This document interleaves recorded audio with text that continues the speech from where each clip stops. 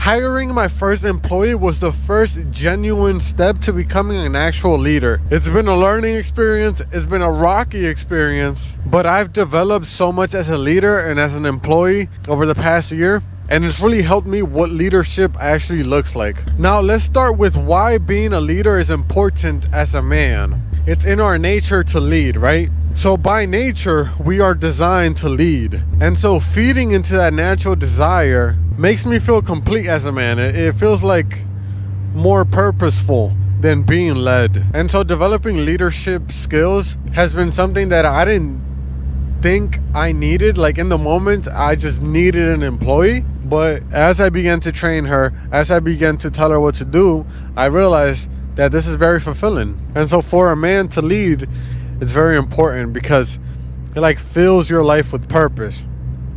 Now, I got my first employee like a year ago. Bro, the streets are empty, bro. We got a storm coming. It's empty out here, bro. It was like 10 months ago that I hired my first employee. And at the beginning, I didn't know what the fuck I was doing. I just know I needed to hire somebody to outsource some work, and it was at the time Amazon related. I needed her to like place orders and manage some futile task that wasn't worth my attention, because the reason for hiring an employee, it's to be able to focus your energy and your attention into what makes more money, right? So if you're spending an hour on a task that isn't really generating you money, then you're by nature losing money. So that's the reason why I had to outsource an employee, right? And this is what people do at the highest level, right? They focus on the really meaningful task, and that is to lead, right? And to find more ways to make money or whatever. And a lot of people fill in that role of being led very easily. Like some people aren't just natural born leaders. I feel like I'm a natural born leader, and I can't tell you why. That's just what I feel. Maybe it's something I've developed over the years of just hard work. Yo, my feet are so cold. And I'm not gonna lie, I got really lucky with my first employee, because I still have my first employee. She's been a very good hire because she does what she's told and she strives to be better. And I could have gotten unlucky. I could have gotten somebody that doesn't want to work or just barely does the minimum.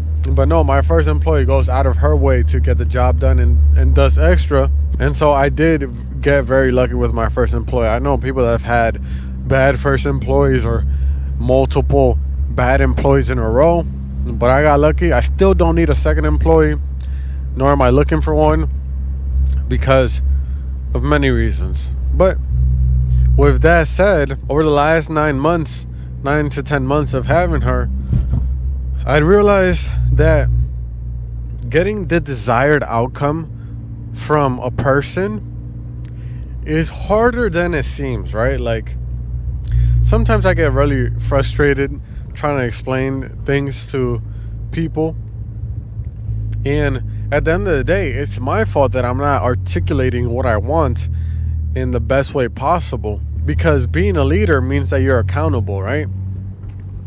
So if your employee is not getting the desired outcome that you like, it's most likely, no, not most likely, it's definitely your fault as a leader. Because as a leader, you take on all the blame. You take on all the blame. It's all your fault. And that's another thing about leadership. It's all your fault.